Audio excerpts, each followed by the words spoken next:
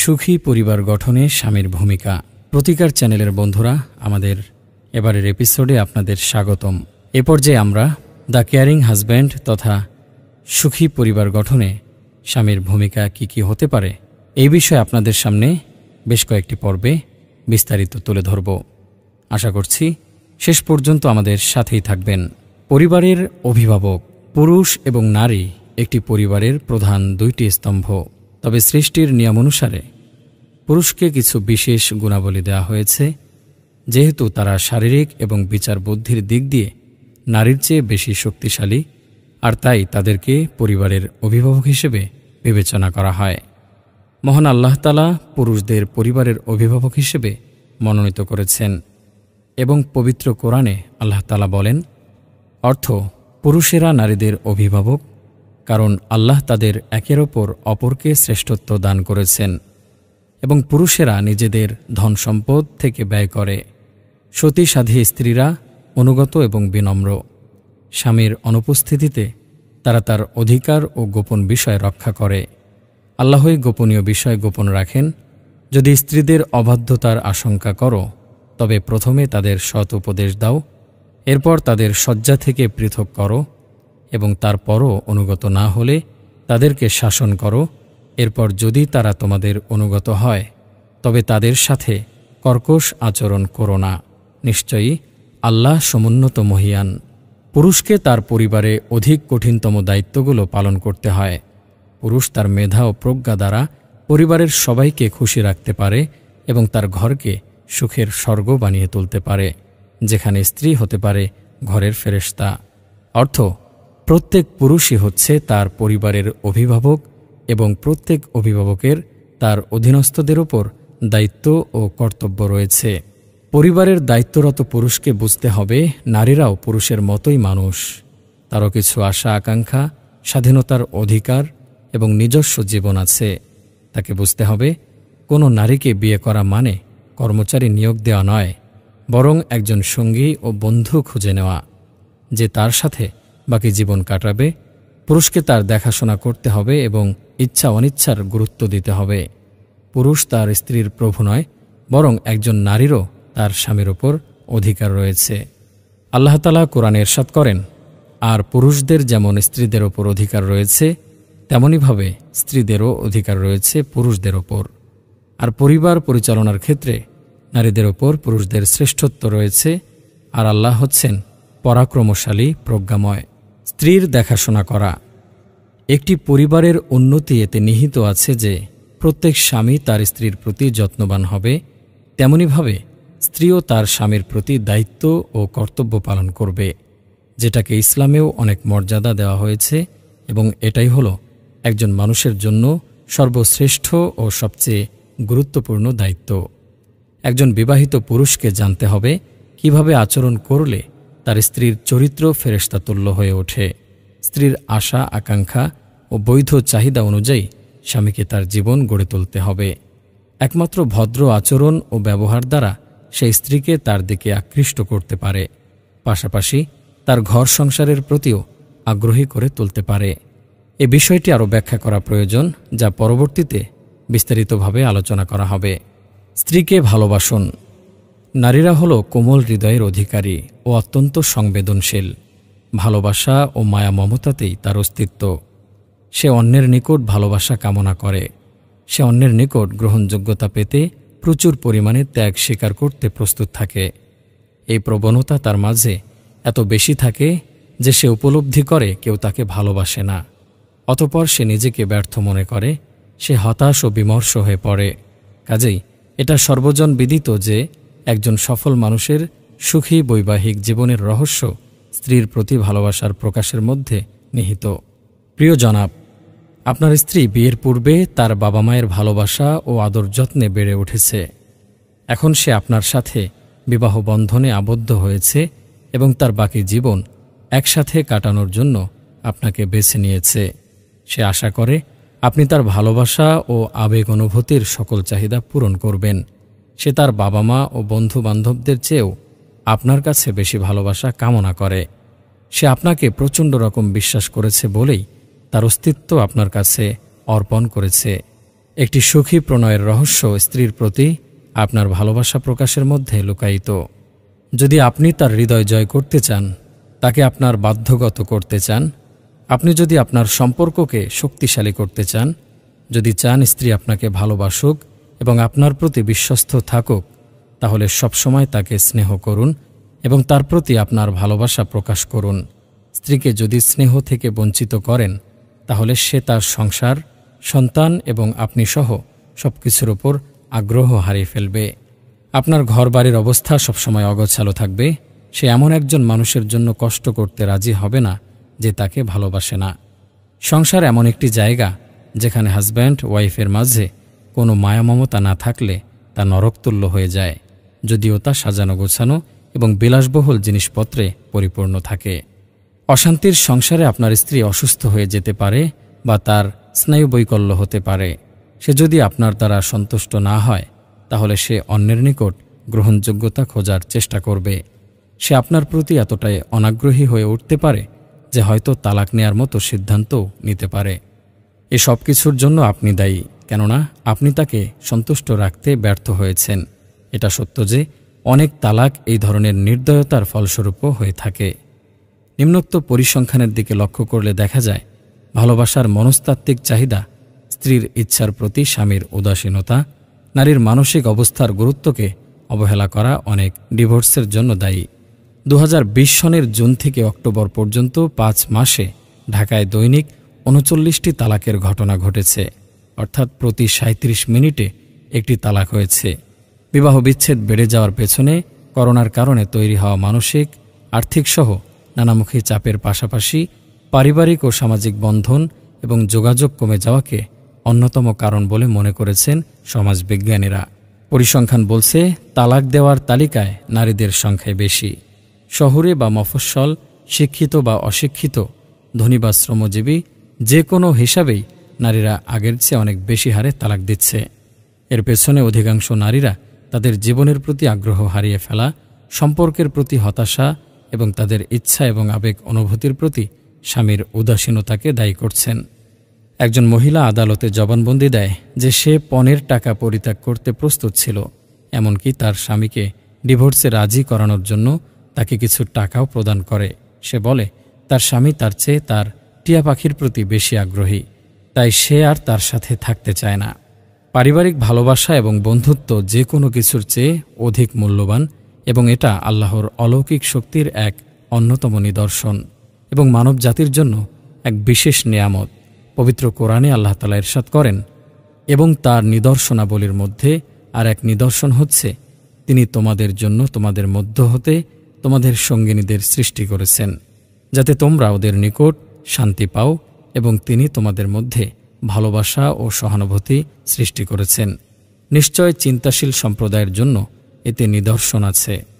আমাদের বন্ধু সেই যে তার স্ত্রীর প্রতি অধিক দয়াশীল। আল্লাহর রাসূল সাল্লাল্লাহু আলাইহি ওয়াসাল্লাম বলেন, তোমাদের মধ্যে সর্বাধিক ভালো মানুষ তারাই যারা তাদের স্ত্রীদের সঙ্গে ভালো ব্যবহার করে। আল্লাহর নবীদের অন্যতম বৈশিষ্ট্য এই যে তারা প্রত্যেকে নিজ নিজ স্ত্রীর প্রতি দয়াশীল। যে ব্যক্তি তার স্ত্রীকে এই কথা বলে যে আমি তোমাকে সত্যিই ভালোবাসি, তা কখনোই স্ত্রীর হৃদয় ছেড়ে যাবে না। আপনার স্নেহ ভালোবাসা অবশ্যই খাঁটি হতে হবে, তবেই তা অন্যের হৃদয়কে স্পর্শ করবে এবং শুধু ভালোবাসাই যথেষ্ট নয়, স্নেহ ভালোবাসার প্রকাশও অত্যন্ত জরুরি। আপনি যদি কথা এবং কাজে স্ত্রীর প্রতি অনুভূতি প্রকাশ করেন, তবে যে ভালোবাসা আপনি প্রদর্শন করেছেন তা আপনার নিকটই ফিরে আসবে এবং আপনাদের প্রেমের বন্ধন আরও মজবুত হবে। তাই আপনার স্ত্রীর প্রতি খোলামেলাভাবে ভালোবাসা প্রদর্শনের ক্ষেত্রে ইতস্তত বোধ করবেন না। স্ত্রীর উপস্থিতি ও অনুপস্থিতিতে আপনার উচিত তার প্রশংসা করা। ঘরের বাইরে গেলে তাকে লিখুন এবং তাকে জানান যে আপনি তাকে মিস করছেন। মাঝে মাঝে তার জন্য কিছু কিনে আনুন। অফিসে থাকাকালীন তাকে ফোন দিয়ে তার খোঁজখবর নিন। এ ধরনের ভালোবাসার প্রকাশ নারীর মনে খুব গুরুত্বপূর্ণ প্রভাব ফেলে। একজন নারী কাঁদতে কাঁদতে বলেছিলেন, কোনো এক শরতের রাতে আমার বিয়ে হয়। আমরা খুব সুখে শান্তিতে বসবাস করতাম। আমি নিজেকে পৃথিবীর সবচেয়ে সুখী নারী মনে করতাম। আমি তার ছোট্ট বাড়িটিতে 6টি বছর একসাথে থেকেছি। আমি যখন বুঝতে পারি আমি গর্ভবতী হয়েছি, তখন আরও শতগুণ আনন্দ অনুভব করি। আমি যখন স্বামীকে এই খবর জানাই, তখন তিনি আমাকে জড়িয়ে ধরে খুশিতে কেঁদে ফেলেন। তিনি কাঁদতে কাঁদতে নিজের ওপর নিয়ন্ত্রণ হারিয়ে ফেলেছিলেন। এরপর তিনি বাইরে গিয়ে নিজের সঞ্চয়ের টাকা দিয়ে আমার জন্য একটি হীরার নেকলেস কিনে আনেন। তিনি আমাকে নেকলেসটি দিয়ে বলেন, আমি আমার জীবনে দেখা পৃথিবীর সেরা নারীকে এই নেকলেসটি উপহার দিচ্ছি। এ ঘটনা তার সড়ক দুর্ঘটনায় মারা যাওয়ার বেশি দিন আগের নয়। আপনার স্ত্রীকে সম্মান করুন। একজন নারী নিজেকে নিয়ে গর্ববোধ করতেই পারে যেভাবে পারে একজন পুরুষ। সেও অন্যদের কাছ থেকে সম্মান পেতে পছন্দ করে। সে কষ্ট পায় যখন কেউ তাকে অপমান করে বা হেয় করে। তার ভালো লাগে যখন সে সম্মান পায় এবং তাদেরকে সে ঘৃণা করে যারা তার সম্মানহানি করতে চায়। প্রিয় জনাব, আপনার স্ত্রী আপনার কাছ থেকে অন্যদের চেয়ে বেশি সম্মান পাওয়ার হকদার। তার জীবনসঙ্গী এবং সবচেয়ে ভালো বন্ধুর কাছে যত্ন পাওয়ার প্রতিটি অধিকার সে রাখে। সে আপনার এবং আপনার ছেলেমেয়েদের ভালোর জন্য কাজ করে, তাই সে আপনার কাছ থেকে তার চেষ্টা প্রচেষ্টার মূল্যায়ন এবং সম্মানের আশা করে। তাকে সম্মান দেখানোতে আপনার সম্মান তো কমবেই না, বরং এটা তার প্রতি আপনার ভালোবাসা এবং আকর্ষণেরই প্রমাণ বহন করবে। তাই তাকে অন্যের চেয়ে বেশি সম্মান করুন এবং তার সাথে নম্রভাবে কথা বলুন।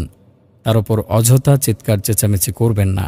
তাকে সম্মানজনক এবং গুণবাচক শব্দগুলো দ্বারা সম্বোধন করুন। যখন আপনি ঘরে প্রবেশ করবেন, যদি সে সালাম জানাতে ভুলে যায়, আপনি নিজেই তাকে সালাম দিন। উত্তম হয় আপনি আগে তাকে সালাম দেওয়া। যখন ঘরের বাইরে যাবেন, তাকে বিদায় সম্ভাষণ আল্লাহ হাফেজ জানান। তার সাথে যোগাযোগ বন্ধ করবেন না। যখন আপনি ভ্রমণে বের হন বা ঘরের বাইরে যান, তার সাথে ফোনে কথা বলুন, SMS করুন।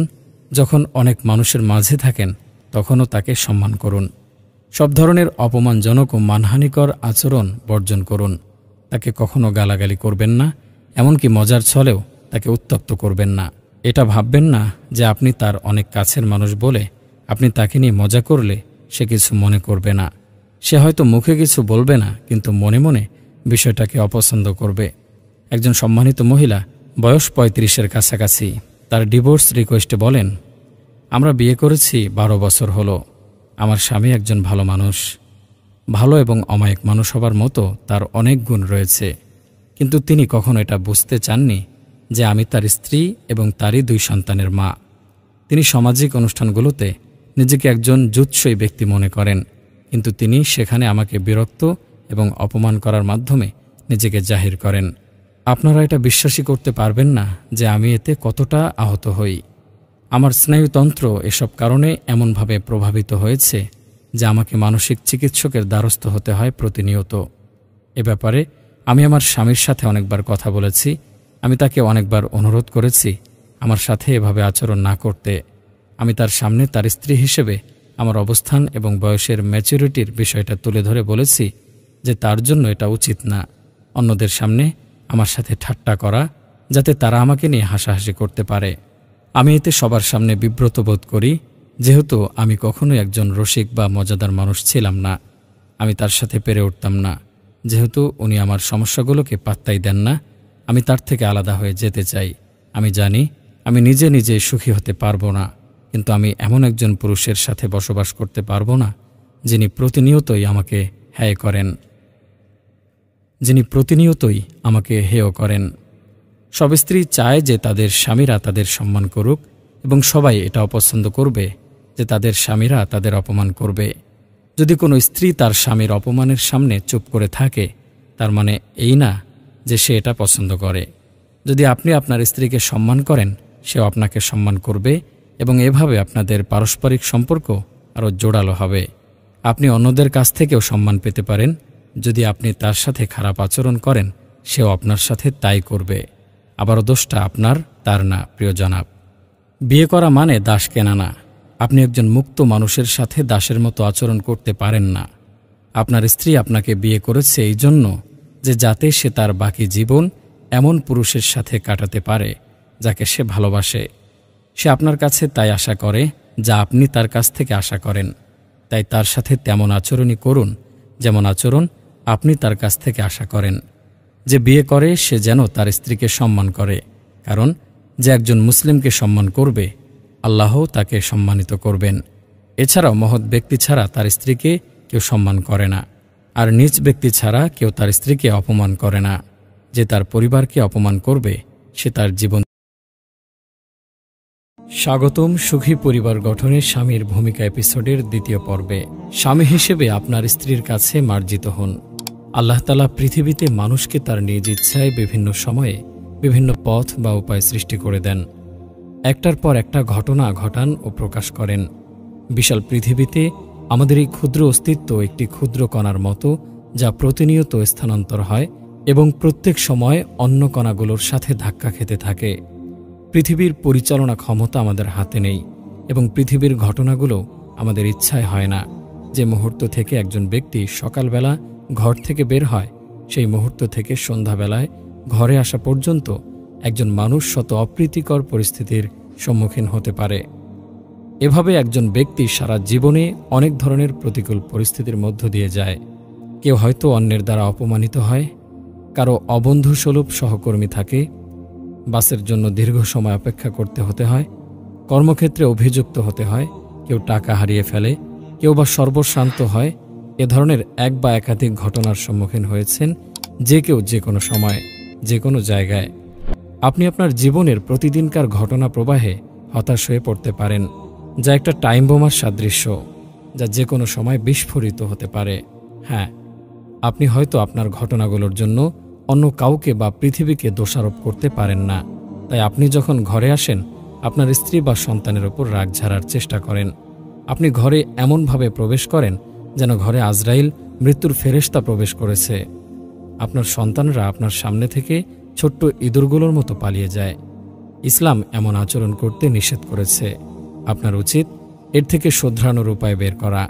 আপনার খাবারে পরিমাণ মতো লবণ থাকতে পারে, আবার নাও থাকতে পারে। আপনার চায়ের কাপ এখনও প্রস্তুত নাও হতে পারে। আপনার ঘরটি অপরিষ্কার থাকতে পারে, কিংবা আপনার সন্তানেরা শোরগোল করতেই পারে। আপনার নিজের ঘরে সবার উপরে ফেটে পড়তে এসব আপনার জন্য অজুহাত হিসেবে কাজ করে। আপনি তখন ভীষণ ক্রুদ্ধ হয়ে সবার সাথে চিৎকার চেঁচামেচি শুরু করে দেন, তাদের গালাগালি করেন, সন্তানদের মারধর করেন ইত্যাদি চলতে থাকে। এভাবে আপনি মায়া মমতায় বন্ধুত্বে ঘেরা ঘরটিকে জ্বলন্ত জাহান্নামে পরিণত করেন, যেখানে আপনি এবং আপনার পরিবারের বাকিদেরও ভুগতে হয়। যদি বাচ্চারা ঘর থেকে পালিয়ে রাস্তায় চলে যেতে পারত, তাহলে তারা তাই করত। যদি সেটা করতে না পারে, তাহলে তারা সময় গুনতে থাকবে কখন আপনি বাড়ি থেকে বের হবেন। এই ধরনের পরিবারগুলো চরম উদাসীন এবং ভীতিপ্রদ পরিবেশ দ্বারা বেষ্টিত থাকে, তা সুস্পষ্ট। সবসময় ঝগড়া এবং বাকবিতণ্ডা চলতে থাকে। তাদের ঘরগুলোতে সবসময় বিশৃঙ্খলা বিরাজ থাকে। স্ত্রী তার স্বামীর চেহারা দেখতে ঘৃণা করে। কিভাবে একজন স্ত্রী ভীষণ বদমেজাজি একজন মানুষের সাথে সুখে শান্তিতে বসবাস করবে? এর চেয়েও বাজে ব্যাপার হলো, সেই সন্তানদেরকে এই পরিবেশে বড় হতে হয়। এর চেয়ে দুর্ভাগ্য আর কি হতে পারে? মা বাবার এই ঝগড়াগুলো নিশ্চিতভাবেই তাদের ছোট্ট মনে গভীর ক্ষতের সৃষ্টি করে। এ ধরনের সন্তানেরা বড় হয়ে ক্রুদ্ধ, আক্রমণাত্মক, বিষণ্ণ এবং হতাশাবাদী স্বভাবের হয়। তারা পরিবারে হতাশ হয়ে পড়ে এবং ধ্বংস হয়ে যায়। তারা অসৎসঙ্গের ফাঁদে পড়ে এবং বিভিন্ন ধরনের অপরাধমূলক কর্মকাণ্ডে জড়িয়ে পড়ে। এমনও হতে পারে তারা বেশ জটিল এবং মানসিক রোগগ্রস্ত হয়ে যেতে পারে, যার ফলে তারা অন্যদের জন্য বিপজ্জনক হয়ে ওঠে এবং খুন খারাপিতে লিপ্ত হয়। এমনকি তারা আত্মহত্যাও করে অনেক সময়।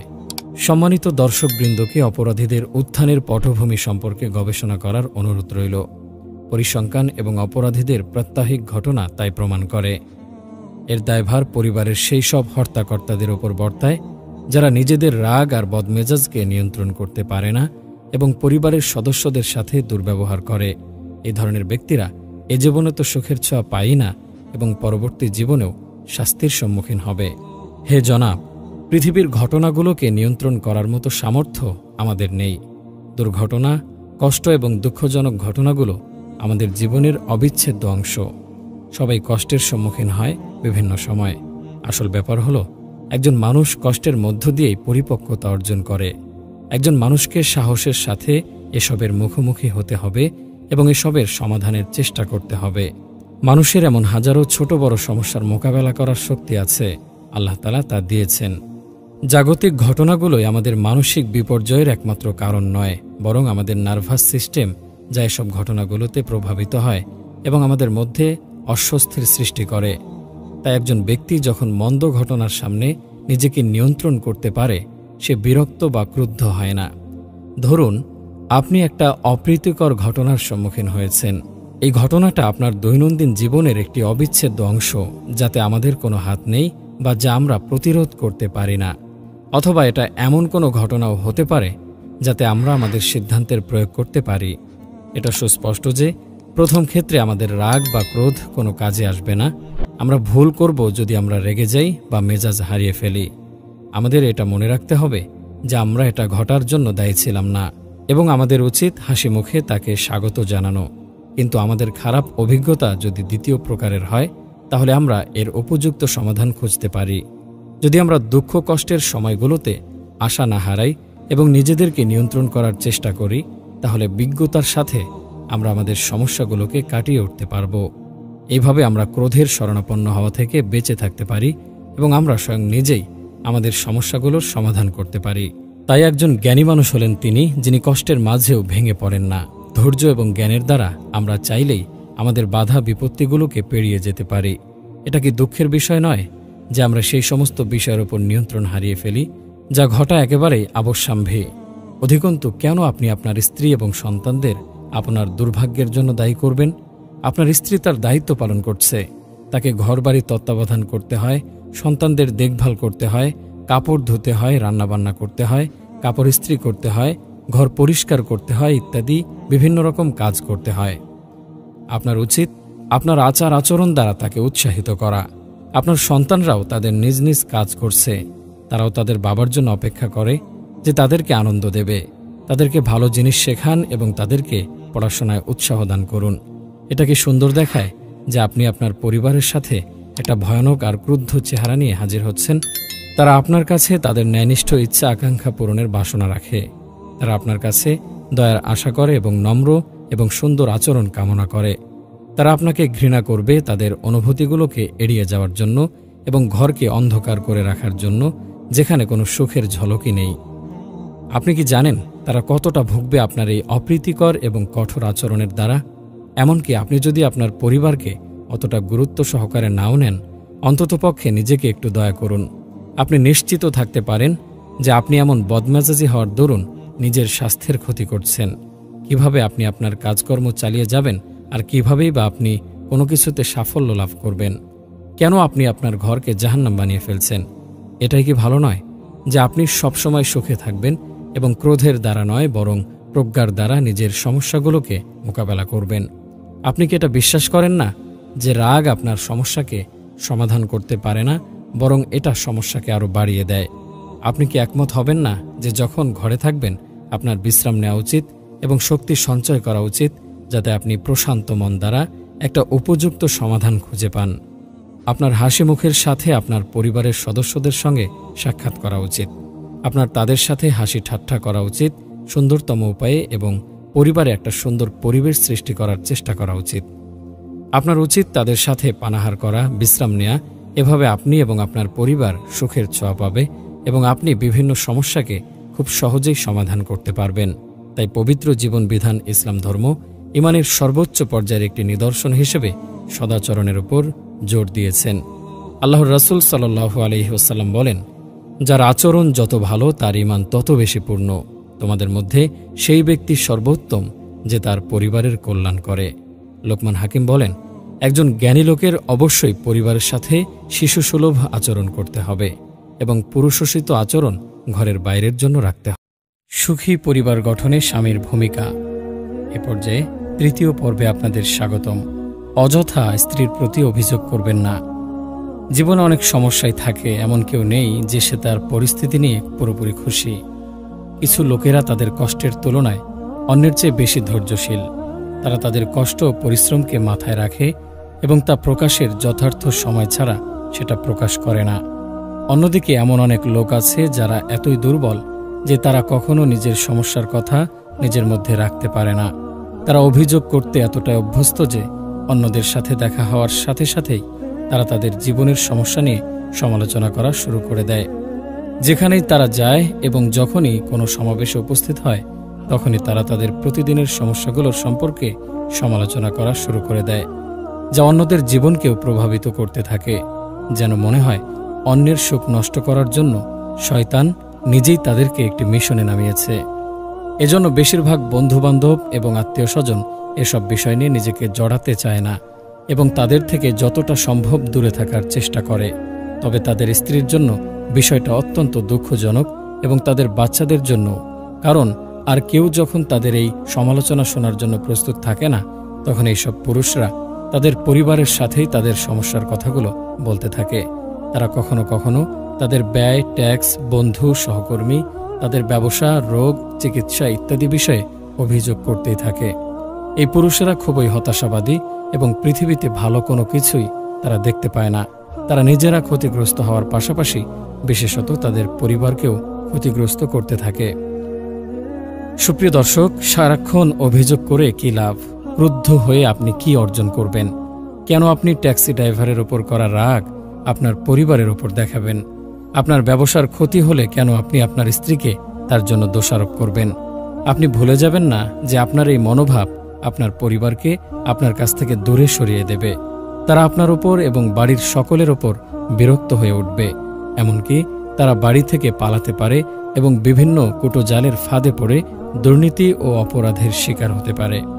সর্বোপরি এটি তাদের উপর একটি প্রচণ্ড মানসিক চাপ সৃষ্টি করবে। আপনার পরিবারের সুখ নষ্ট না করাটা কি আপনার জন্য ভালো নয়? বাড়ি ফিরে আপনি আপনার সমস্যাগুলি ভুলে যাওয়ার চেষ্টা করুন। আপনার পরিবারের সঙ্গে খাওয়া দাওয়া, হাসি ঠাট্টা করুন। তাদের সঙ্গকে উপভোগ করুন। ইসলামে ধৈর্যের কথা বলা হয়েছে এবং জীবনের সমস্যাগুলোর উপর অভিযোগ অনুশোচনা না করে ধৈর্য ধারণ করলে তার জন্য পুরস্কার বরাদ্দ করা হয়েছে।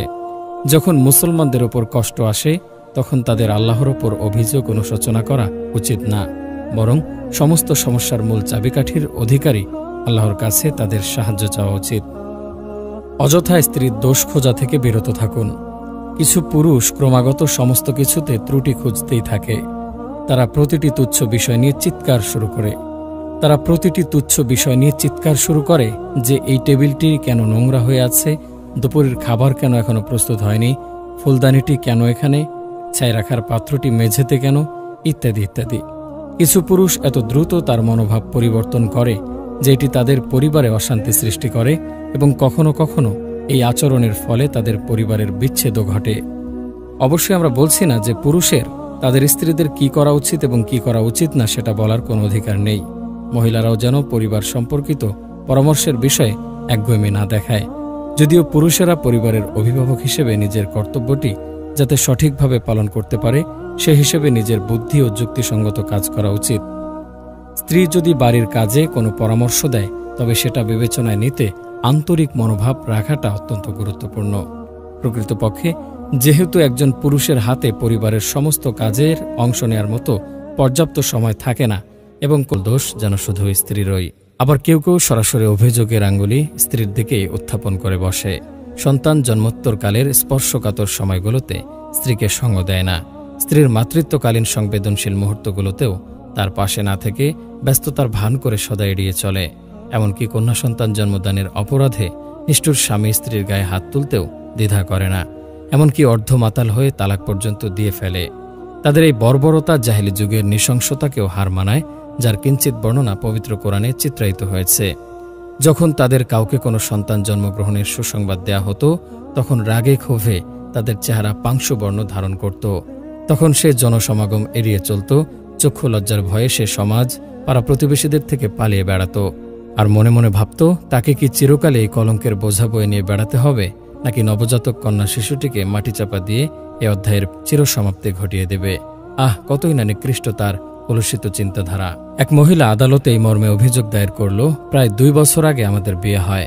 বিয়ের 6 মাস পর আমি গর্ভধারণ করি। সন্তান প্রসবের সময় যখন ঘনিয়ে এলো তখন স্বামী এক অমূলক আবদার করে বসল। তার দাবি, যে কোনো মূল্যেই তোমাকে পুত্র সন্তান জন্ম দিতে হবে, অথচ তাতে আমার কোনো হাত নেই। সন্তান জন্মগ্রহণের পর দেখা গেল আমাদের 2টো যমজ সন্তান হয়েছে, কিন্তু ঘটনাক্রমে উভয়টি মেয়ে। হাসপাতালের বেডে শুয়ে ফুটফুটে শিশু দুটোকে দেখে আমি যার পর নাই খুশি হলাম, কিন্তু আমার স্বামী বেঁকে বসল। কন্যা সন্তানের জনক হওয়ার সংবাদ শুনে সে হতাশায় ভেঙে পড়ল। মনস্তাপে ক্লিষ্ট হয়ে হাসপাতাল কক্ষ থেকে দ্রুত বেরিয়ে গেল। বহু সময় পর সে ফিরে এলে তাকে বললাম মেয়েদেরকে নিয়ে বাড়ির উদ্দেশ্যে রওনা হতে। তখন সে ক্রোধে অগ্নিশর্মা হয়ে আমাকে যাতা বলে গালাগাল করতে লাগলো এবং তাকে ভুলে যেতে বলল। এই বলে সে হন্তদন্ত হয়ে হাসপাতাল থেকে বেরিয়ে গেল আর ফিরে এলো না, যার ফলে আমি কন্যাদ্বয়কে নিয়ে পিত্রালয়ে ফিরে গিয়েছিলাম এবং পরিবারের সাথে পরামর্শক্রমে ডিভোর্স চাইতে আজ আদালতের শরণাপন্ন হয়েছি।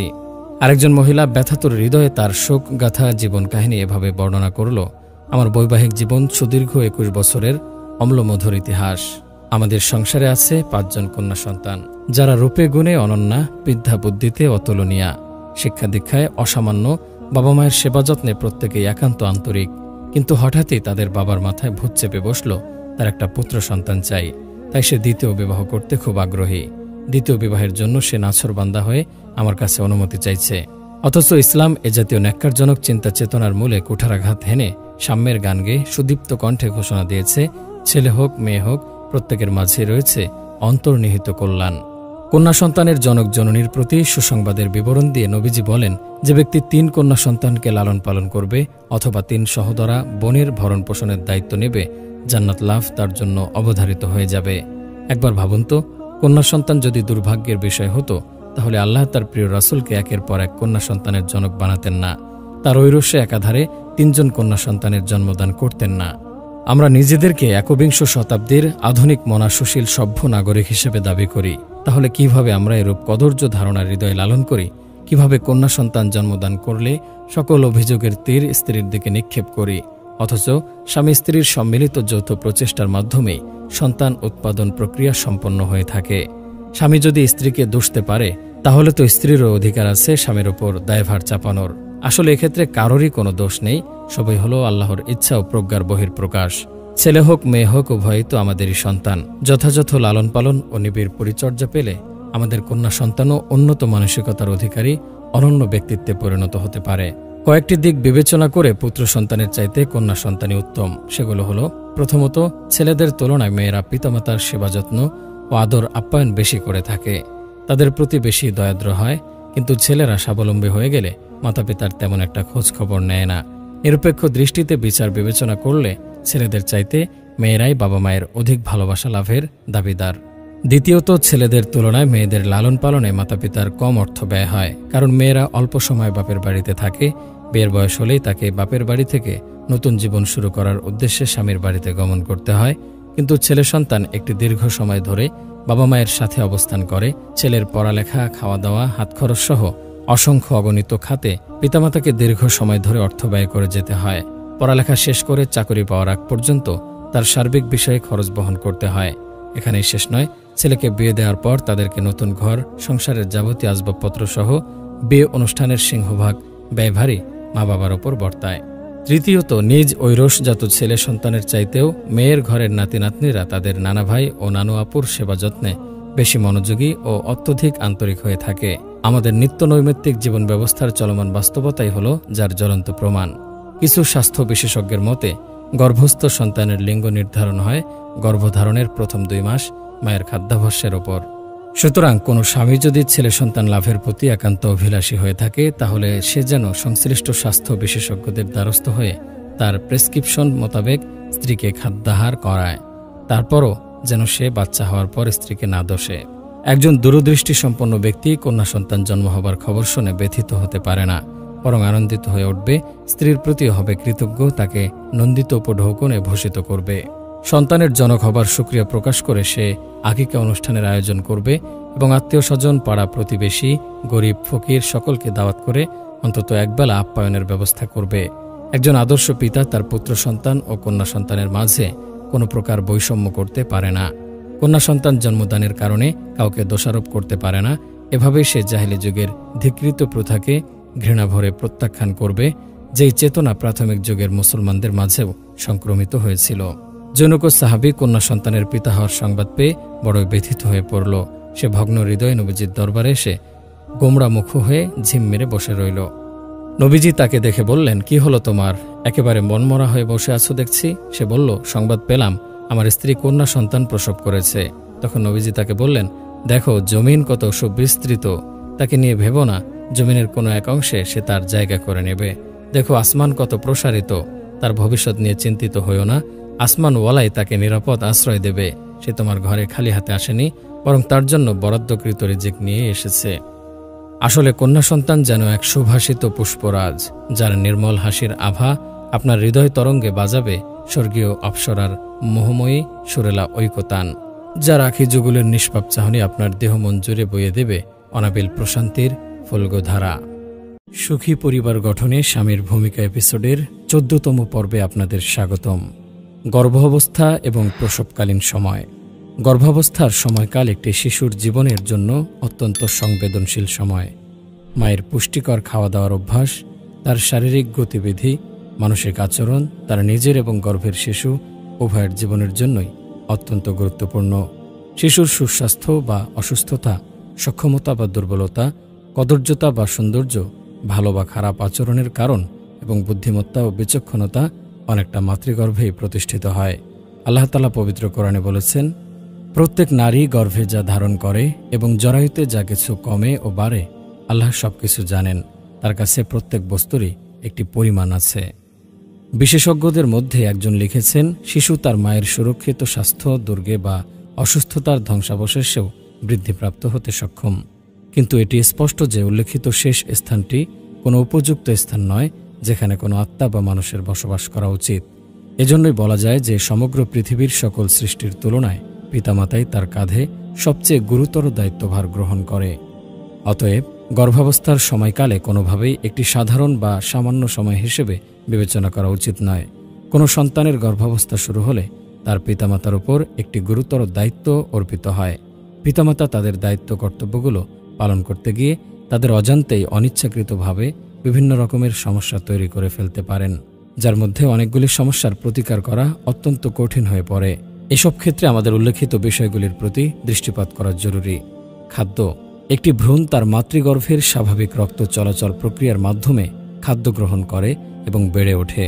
সুতরাং একজন গর্ভবতী মায়ের খাদ্য পর্যাপ্ত পরিমাণ পুষ্টিকর হওয়া উচিত, যেন তার শিশুর জন্য প্রয়োজনীয় পুষ্টিকর উপাদানগুলি সরবরাহ করতে পারে এবং তার নিজের জন্য কল্যাণকর হয়।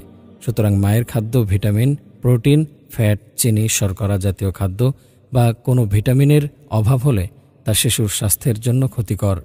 একটি ভ্রূণ তার মায়ের শরীর থেকে খাদ্য পুষ্টি গ্রহণ করে বেড়ে ওঠে। পবিত্র কোরআনে আল্লাহ তাআলা বলেন, আমি মানুষকে সৃষ্টি করেছি মাটির উপাদান থেকে, তারপর তাকে স্থলিত বিন্দুরূপে এক সংরক্ষিত স্থানে রাখি।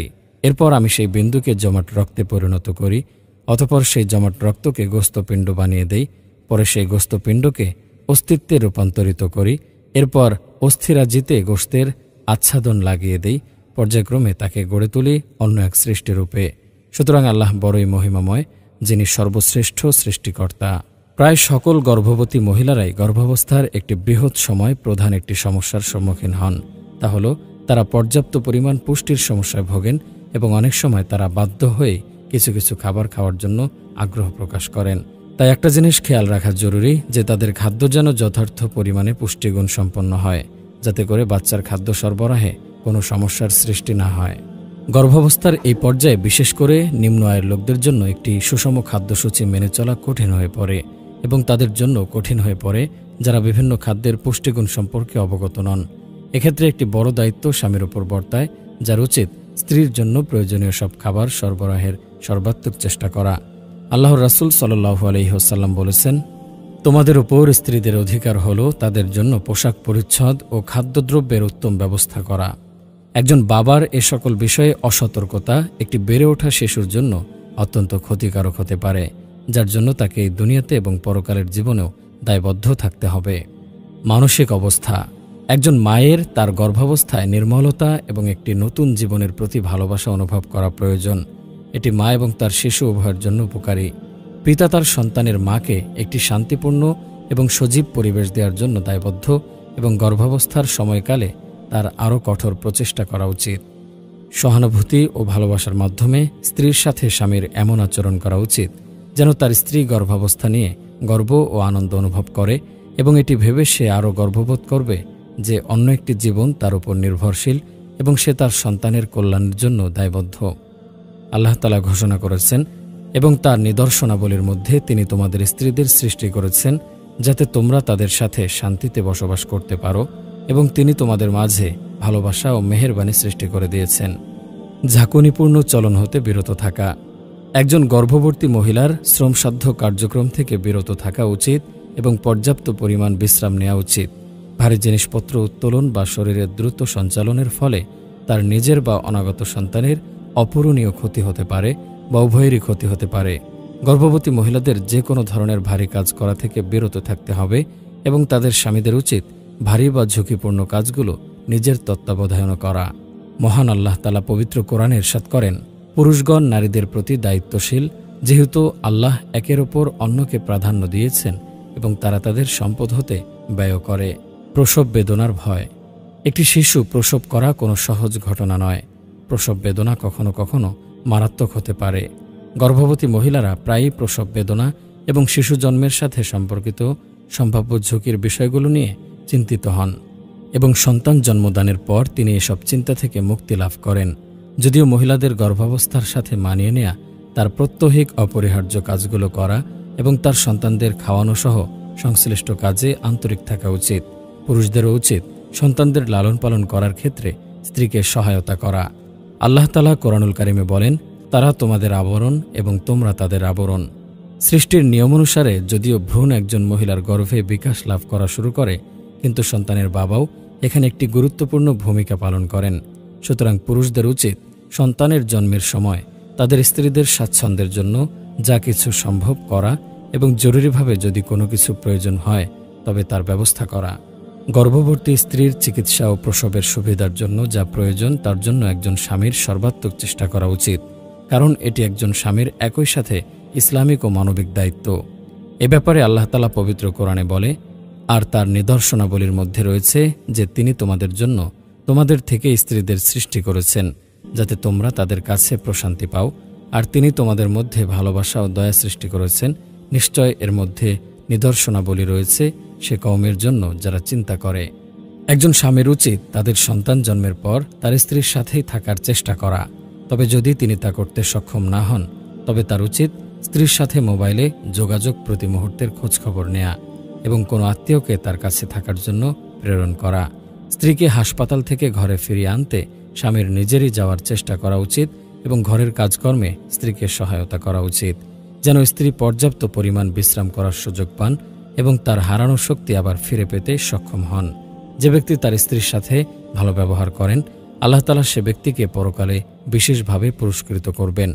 ইবনে আব্বাস রাদিয়াল্লাহু আনহু থেকে বর্ণিত, নবী সাল্লাল্লাহু আলাইহি ওয়াসাল্লাম বলেছেন, তোমাদের মধ্যে সে ব্যক্তি সর্বোত্তম যে তার স্ত্রীর নিকট উত্তম, আর আমি তোমাদের মধ্যে আমার স্ত্রীদের নিকট সর্বোত্তম ব্যক্তি।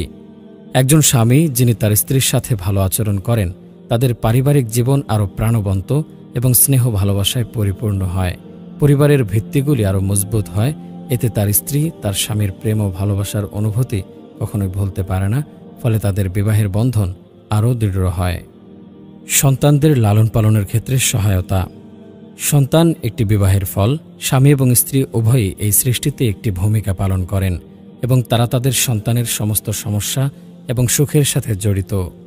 একটি সন্তানকে লালন পালন করার দায়িত্ব শুধুমাত্র মায়ের একা নয়, এটি পিতামাতা উভয়েরই কর্তব্য। যদিও মায়েরাই মূলত তাদের বাচ্চাদের যত্ন নেন, তাদের খাওয়ানো এবং পরিষ্কার পরিচ্ছন্নতার দায়িত্ব সবাই মা গ্রহণ করেন এবং তাদের বাবারাও মায়ের এই দায়িত্বকে খুব সহজভাবেই গ্রহণ করেন। কোনো পুরুষের পক্ষে এটি মোটেও ধরে নেওয়া উচিত নয় যে সন্তানের দেখাশোনা এবং লালন পালন করার দায়িত্ব কেবলমাত্র মায়েরই কর্তব্য এবং এই ক্ষেত্রে বাবার কোনো দায়বদ্ধতা নেই। এটা ঠিক নয় যে কোনো স্বামী তার ক্রন্দনরত বাচ্চাকে তার স্ত্রীর কাছে রেখে আলাদা ঘরে বিশ্রাম নেবেন। পবিত্র কোরআনে আল্লাহ তাআলা বলেছেন, আর মায়েরা তাদের সন্তানদেরকে পূর্ণ 2 বছর দুধ পান করাবে। এটা তার জন্য যে দুধ পান করাবার সময় পূর্ণ করতে চায়। আর পিতার উপর কর্তব্য বিধি মোতাবেক মায়েদের খাবার ও পোশাক প্রদান করা।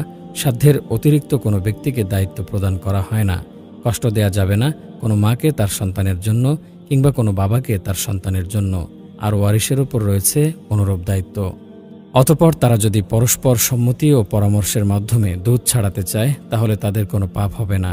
আর যদি তোমরা তোমাদের সন্তানদেরকে অন্য কারো থেকে দুধ পান করাতে চাও তাহলেও তোমাদের উপর কোনো পাপ নেই, যদি তোমরা বিধি মোতাবেক তাদেরকে যা দেবার তা দিয়ে দাও। আর তোমরা আল্লাহকে ভয় করো এবং জেনে রাখো নিশ্চয় আল্লাহ তোমরা যা করো সে সম্পর্কে সম্যক দ্রষ্টা। প্রিয় জনাব, আপনার সন্তান আপনার দায়িত্ব। আপনার ক্রন্দনরত বাচ্চার দায়িত্ব স্ত্রীর কাছে দিয়ে আপনার আলাদা রুমে বিশ্রাম করাটা কি আসলেই শোভনীয়? বাড়িতে আপনার স্ত্রীকে মূল্যায়ন করার এটি কি সঠিক উপায় হলো? আপনি যেমন বাড়ির বাইরে কঠোর পরিশ্রম করেন, আপনার স্ত্রীও গৃহের ভিতরে ঠিক আপনার মতোই কঠোর পরিশ্রম করেন এবং আপনার মতো তার নিজেরও সঠিক ঘুম এবং বিশ্রাম প্রয়োজন। চিৎকার করে ক্রন্দনরত বাচ্চার কান্না আপনার স্ত্রীরও ভালো লাগে না, তবুও সে ধৈর্য ধারণ করে। আল্লাহ তাআলা পবিত্র কোরআনে বলেছেন, ধৈর্যশীলদেরকে তো অগণিত পুরস্কার দেয়া হবে। জনাব, সন্তান লালন পালনে স্ত্রীকে সহায়তা করা একজন স্বামীর মানবিক দায়িত্ব, পাশাপাশি পবিত্র ইসলাম ধর্ম অনুযায়ী এটিই বিধান।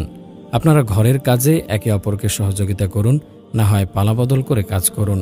আপনার স্ত্রী যদি একটি নিদ্রাহীন রাত্রি যাপন করেন এবং সকালের নামাজের পর ঘুমিয়ে পড়েন, তবে আপনার উচিত হবে না স্ত্রীর কাছে অন্যান্য দিনের মতো সকালের নাস্তা প্রস্তুত আশা করা। আপনার নিজের নাস্তা নিজে প্রস্তুত করে আপনার স্ত্রীর জন্য প্রস্তুত করে রাখা উচিত এবং আপনার স্ত্রীর জাগ্রত হওয়া পর্যন্ত অপেক্ষা করা উচিত। হজরত আসওয়াদ রাদিয়াল্লাহু আনহু থেকে বর্ণিত, তিনি বলেন, আমি একদা হজরত আয়েশা রাদিয়াল্লাহু তাআলা আনহাকে জিজ্ঞাসা করলাম, রাসূল সাল্লাল্লাহু আলাইহি ওয়াসাল্লাম ঘরের মধ্যে কি কাজ করতেন? উত্তরে তিনি বললেন, তিনি ঘরের কাজে ব্যস্ত থাকতেন, অর্থাৎ গৃহস্থালী কাজে পরিবার পরিজনের সহযোগিতায় থাকতেন। যখন নামাজের সময় হতো নামাজে চলে যেতেন। আপনি যখন বাড়ির বাইরে বা কোনো প্রমোদ ভ্রমণে থাকবেন, তখন সন্তানদের দেখাশোনা করার জন্য আপনার স্ত্রী দায়বদ্ধ নন। সংক্ষেপে বলতে গেলে আপনার স্ত্রীকে আপনার সহযোগিতা করা উচিত এবং সন্তানদের দেখাশোনার দায়িত্ব ভাগাভাগি করে নেওয়া উচিত। এতে করে আপনাদের পারিবারিক জীবন দৃঢ় হবে। হজরত আয়েশা রাদিয়াল্লাহু তাআলা আনহা এক বর্ণনায় বলেন, রাসূল সাল্লাল্লাহু আলাইহি ওয়াসাল্লাম স্বীয় কাপড় নিজেই সেলাই করতেন, নিজের জুতা নিজেই মেরামত করতেন এবং সাধারণ মানুষের মতোই ঘরের কাজকর্ম করতেন। অবশেষে স্ত্রীদেরও মনে রাখা উচিত যে তাদের স্বামীরা জীবন ধারণের জন্য কঠোর পরিশ্রম করেন এবং তাদের সক্ষমতা ছাড়িয়ে গিয়ে কোনো সহায়তা স্বামীদের কাছে আশা করা উচিত নয়। ক্লান্ত পরিশ্রান্ত স্বামীদের বাড়ি ফিরে আসার সাথে সাথে সন্তানের দেখাশোনার ভার স্বামীর। সুখী পরিবার গঠনে স্বামীর ভূমিকা এপিসোডের ১৫তম পর্বে আপনাদের স্বাগতম। মতবিরোধ নিষ্পত্তির ক্ষেত্রে প্রধান বাধা। পারিবারিক সমস্যাগুলি সমাধানে সবচেয়ে বড় বাধা হল আত্মকেন্দ্রিকতা এবং আত্মগর্ব। দুর্ভাগ্যক্রমে অনেক ব্যক্তিরাই এই বৈশিষ্ট্যগুলি দ্বারা প্রভাবিত। এই ধরনের লোকদের মধ্যে একটি নির্দিষ্ট বুদ্ধির অভাব থাকে, যার মাধ্যমে তারা অন্যদের কাছে নিজেদের শ্রেষ্ঠত্ব প্রদর্শনের জন্য কেবল নিজেদের গুণাবলী জাহির করেন। মালিক ভেবে নিজেদের ব্যর্থতা দেখতে পান না। চরিত্রের এই ব্যাধি যখন অন্য একজন দ্বারা সমালোচিত হয়, তখন মারাত্মক বিপর্যয় দেখা দেয়। কখনো কখনো স্বামী ও স্ত্রী উভয়েই এই সমালোচনার দরুন ভুগে থাকেন এবং তাদের মধ্যে দিনরাত ঝগড়া হয়। প্রত্যেকেই নিজেকে সমস্ত ত্রুটি থেকে সম্পূর্ণভাবে মুক্ত করার জন্য অন্যের সমালোচনা করে থাকেন এবং অন্যকে দোষারোপ করেন। আল্লাহ তাআলা পবিত্র কোরআনে ইরশাদ করেছেন, অহংকার বশত তুমি মানুষকে অবজ্ঞা করো না এবং পৃথিবীতে গর্বভরে পদচারণ করো না। নিশ্চয় আল্লাহ কোনো দাম্ভিক অহংকারীকে পছন্দ করেন না। স্বামী ও স্ত্রী উভয়েই যদি এই ব্যাধিতে ভোগেন, তবে তাদের মধ্যে পুনর্মিলন করা বিশেষত কঠিন, কারণ তারা কারো পরামর্শ নেয়ার জন্য প্রস্তুত থাকে না।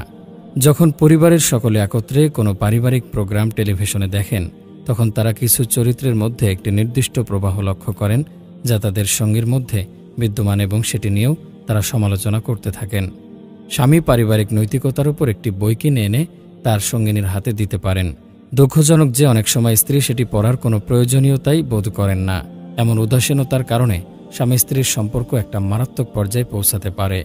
এরকম পরিস্থিতিতে যে কোনো দম্পতির মধ্যে সম্পর্কের টানাপোড়েন ঘটে এবং সম্পর্ক চালিয়ে যাওয়া প্রায় অসম্ভব হয়ে পড়ে।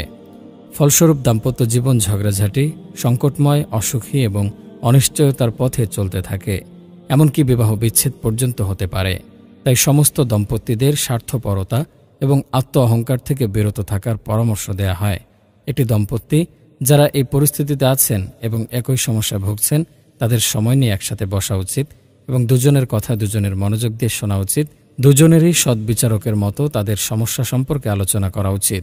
রাসূলুল্লাহ সাল্লাল্লাহু আলাইহি ওয়াসাল্লাম বলেন, তোমরা স্ত্রীদের সাথে উত্তম আচরণ করো, কেননা তাদেরকে পাঁজরের হাড্ডি থেকে সৃষ্টি করা হয়েছে, আর পাঁজরের হাড্ডিগুলোর মধ্যে সবচেয়ে বাঁকা হলো উপরেরটি।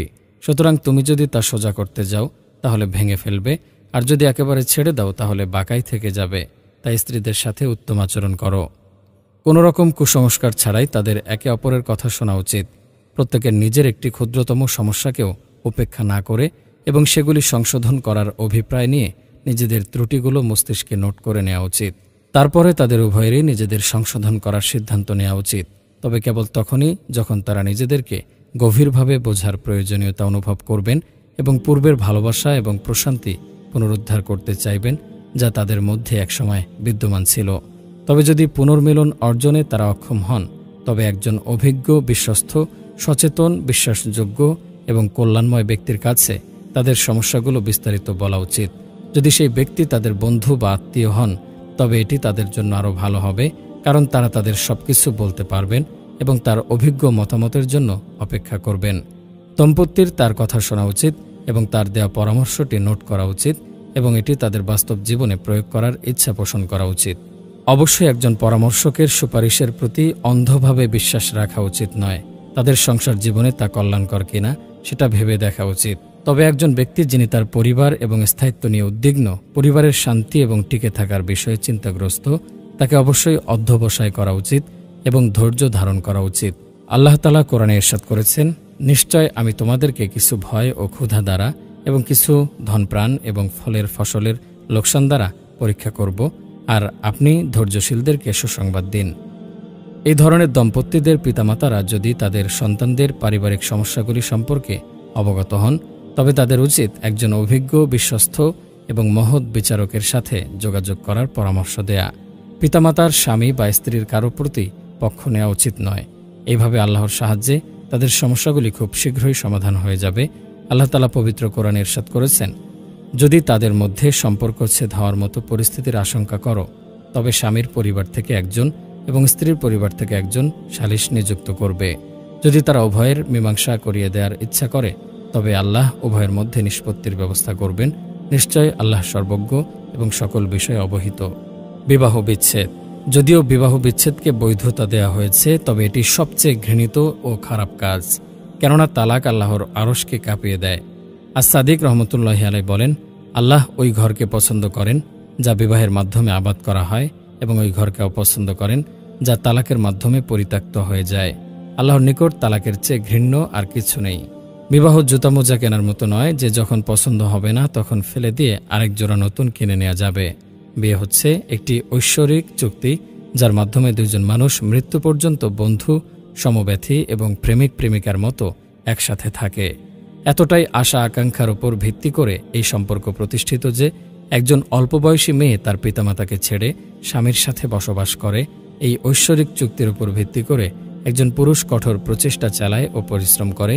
সে তার বিয়ের জন্য খরচ করে, নতুন সংসারের জন্য প্রয়োজনীয় জিনিসপত্র কেনে এবং তার পরিবারের আরামায়েশের জন্য কাজ করে। বিয়ে কোনো কাম লালসাপূর্ণ বিষয় নয়। কোনো তুচ্ছ বিষয়ের অজুহাতে একটি দম্পতি বিবাহিত সম্পর্ক নষ্ট করতে পারে না। যদিও তালাক আইনত স্বীকৃত, তবুও এটি একটি মারাত্মক ঘৃণিত কাজ এবং এটিকে যথাসম্ভব এড়িয়ে চলা উচিত। দুর্ভাগ্যক্রমে এই ঘৃণ্য কাজটি ইসলামী দেশগুলোতে খুব প্রচলিত হয়ে উঠেছে এবং পারিবারিক সম্পর্কের ভিত এতটাই নড়বড়ে হয়ে গেছে যে বিবাহিত সম্পর্কের প্রতি বিশ্বাস অনেকটাই কমে গেছে। অথচ তালাককে অনুমোদন দেয়া হয়েছে মাত্র কিছু ব্যতিক্রমী ও বাধ্যতামূলক পরিস্থিতির ক্ষেত্রে। বেশিরভাগ ক্ষেত্রে বিবাহ বিচ্ছেদের উপযুক্ত কোনো কারণ থাকে না, বরং ছোটখাটো অজুহাতকে কেন্দ্র করে বিচ্ছেদ হয়ে থাকে। অর্থাৎ বেশিরভাগ ক্ষেত্রে তালাকের পেছনে খুব মামুলি যুক্তি থাকে, যা কিছুতে একটি দম্পতির বিচ্ছেদকে প্রভাবিত করার মতো যথেষ্ট নয়। স্বার্থপরতার কারণে স্বামী বা স্ত্রী একটি ছোট সমস্যাকে বাড়িয়ে তোলে এবং বিবাহিত জীবন শেষ করার সিদ্ধান্ত নেয়। 24 বছর বয়সী এক নারী তার বাবা মাকে ব্যয়বহুল সন্ধ্যাভোজে আমন্ত্রণ করতে চেয়েছিল, কিন্তু তার স্বামী তার ইচ্ছা পূরণ করতে অস্বীকার করায় সে বিবাহ বিচ্ছেদের আবেদন করেছিল। এক লোক তার স্ত্রীকে এই কারণে তালাক দিয়েছিলেন যে তার স্ত্রী শুধু কন্যা সন্তানের জন্ম দিচ্ছে। এই দম্পতির 5টি কন্যা ছিল। আরেক লোক একজন ধনী মহিলাকে বিয়ে করার জন্য তালাকের আবেদন করেন। এক মহিলা তালাকের আবেদন করেছিল কারণ তার স্বামী বাথরুমের ছাদে তার টাকা লুকিয়ে রাখত। এক পুরুষ তার স্ত্রীকে তালাক দিয়েছেন কারণ তিনি দাবি করেন যে তার স্ত্রী অপয়া। তাদের বিয়ের পরই তার বাবা মারা গিয়েছিলেন এবং তার চাচা সর্বশান্ত হয়ে গিয়েছিলেন। যে দম্পতি বুদ্ধিমান ও জ্ঞানী নয়, তারা এই ধরনের ছোটখাটো বিষয়ের ফাঁদে পড়ে তালাকের আবেদন করতে পারে। বিবাহ বিচ্ছেদের চিন্তা মাথায় আসলেই তাড়াহুড়ো করা উচিত না, বরং তাদের সতর্কতার সাথে এর পরবর্তী পরিণতি এবং তাদের ভবিষ্যৎ সম্পর্কে বিশদভাবে চিন্তাভাবনা করে সিদ্ধান্ত নেওয়া উচিত। এক্ষেত্রে 2টি বিষয় অবশ্যই বিবেচনা করতে হবে। প্রথমত, তালাকের পরে বেশিরভাগ দম্পতি পুনরায় বিবাহ করতে চায়, কিন্তু তাদের মনে রাখা উচিত যে তালাকের পরে ব্যক্তি তালাকপ্রাপ্ত হিসেবে বিবেচিত হয়, যা বিয়ের বাজারে তার ভাবমূর্তি ক্ষুণ্ণ করে। মানুষ তাদেরকে স্বার্থপর ও অবিশ্বস্ত হিসেবে বিবেচনা করে। একজন পুরুষের পূর্ববর্তী বিয়ে ও তালাকের উপর ভিত্তি করে একজন নারী তার বিশ্বস্ততা ও চরিত্র নিয়ে সন্দেহ করতে পারে। একজন তালাকপ্রাপ্তা নারী কম ক্ষেত্রেই আবার বিয়ে করতে পারে, কারণ পুরুষরা সাধারণত একজন তালাকপ্রাপ্তা নারীকে বিয়ের ব্যাপারে আগ্রহ দেখায় না এবং তার বিশ্বস্ততা নিয়ে সন্দেহ পোষণ করে। সুতরাং একজন তালাকপ্রাপ্ত মানুষকে বাকি জীবন একা কাটাতে হতে পারে এবং সে একাকিত্বে ভুগতে পারে। নিঃসঙ্গতা এতটাই কঠিন পরিস্থিতি যে একাকী মানুষ এই অসহনীয় জীবনের চেয়ে অনেক ক্ষেত্রে মৃত্যুকেই বেশি পছন্দ করে। একজন ২২ বছর বয়স্কা নারী যার বিবাহ বিচ্ছেদ হয়েছিল, সে তার বোনের বিয়ের রাতে আত্মহত্যার চেষ্টা করে। তার একটি সন্তান ছিল। যদি একজন পুরুষ দ্বিতীয় বিয়ে করতে সফল হয়, তার প্রথম স্ত্রীর চেয়ে নতুন স্ত্রী ভালো হবে এমনটা নাও হতে পারে, এমনকি সে আরও খারাপ হতে পারে।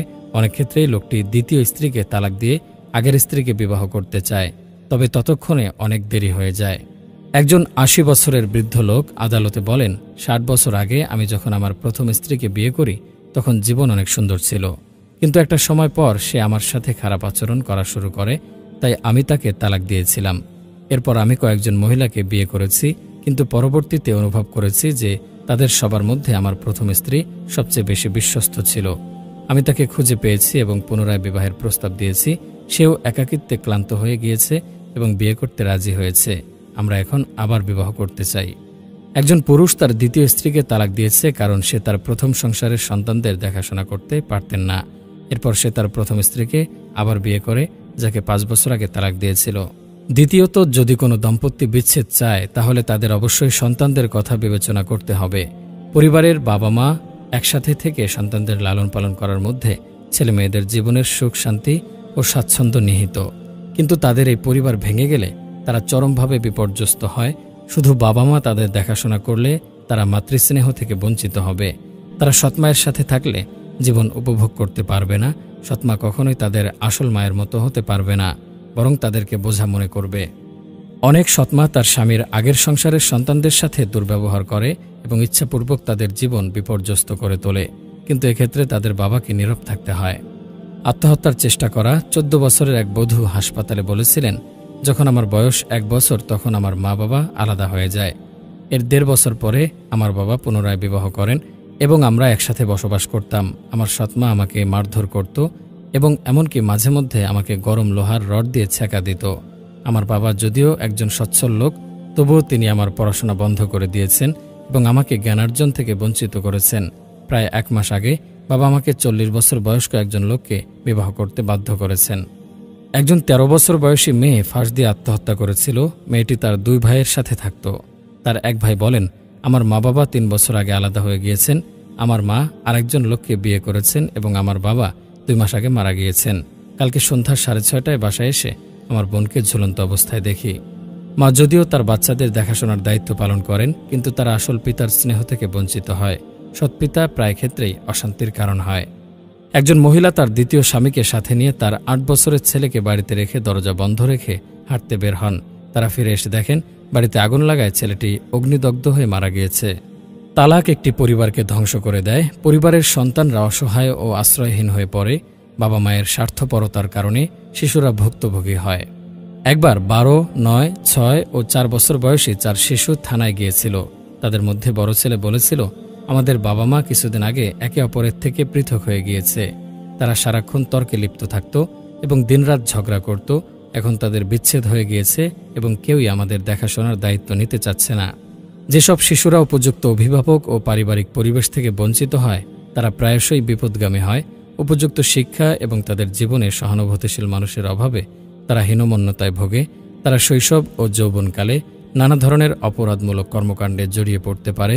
দৈনিক পত্রিকার সংবাদগুলো পড়লেই এই ব্যাপারগুলো আমাদের চোখে পড়ে। সেন্টার ফর ইউথ রিহ্যাবিলিটেশন এর এক গবেষণায় ১০১৬ জন কিশোর অপরাধীর মধ্যে থেকে ৮০ জনের বিবৃতি থেকে স্পষ্ট বোঝা যায় যে তাদের সৎমায়ের অসদাচরণ তাদের অপরাধের জন্য দায়ী।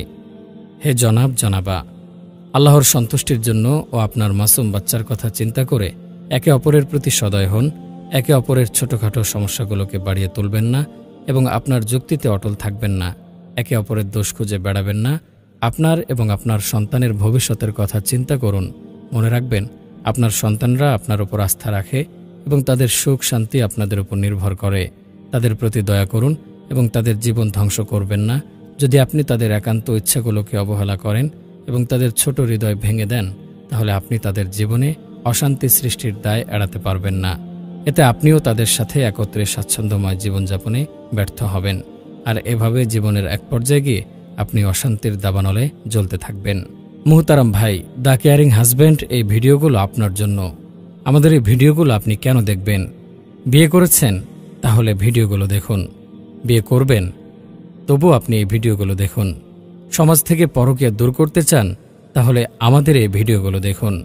স্ত্রীর সাথে প্রায় কথা কাটাকাটি হয়? তাহলে আমাদের এই ভিডিওগুলো দেখুন। স্ত্রীকে নিয়ে অসন্তুষ্ট? আপনার জন্য এই ভিডিও। স্ত্রীকে সন্দেহ হয়? এই ভিডিও দেখুন, সন্দেহ দূর হয়ে যাবে। স্ত্রী আপনাকে সন্দেহ করেন? এই ভিডিওগুলো আপনি দেখেন। স্ত্রীকে মেনে নিতে পারেন না? তবুও ভিডিওগুলো দেখুন। স্ত্রী আপনাকে মেনে নিতে পারেন না? তাহলে আপনারা এই ভিডিওগুলো দেখুন। সংসারের ভালোবাসা পালিয়ে বেড়াচ্ছে? আপনাদের জন্যই এই ভিডিওগুলো। সংসার জীবন মধুর করতে চান? আপনাদের জন্যই আমাদের এই পর্বগুলো। স্ত্রীকে বেশি আন্তরিক দেখতে চান? তাহলে ভিডিও দেখুন। শ্বশুরবাড়ির ঝামেলায় আছেন? তাহলে আমাদের চ্যানেলে নিয়মিত আপনি ভিজিট করুন। বদঅভ্যাস ত্যাগ করতে পারছেন না? দিনী পরিবার গঠন করতে চান? তাহলে এই সব সমস্যার সমাধানের জন্য আমাদের এই প্রতিকার চ্যানেলে নিয়মিত আপনাকে ভিজিট করতে হবে